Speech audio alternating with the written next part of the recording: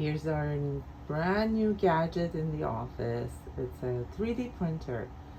We're right now printing a surgical guide that we usually use for placement of the implant, just to make sure that the implant is accurately placed exactly where we want it to.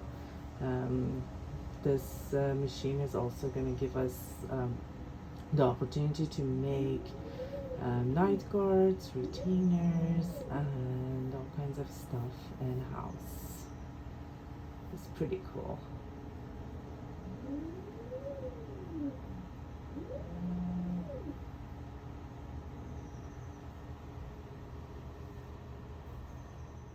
So here it is, what we printed. So it can help us place the implant with a really nice precision. We can also do dentures with this 3D printer. It's amazing.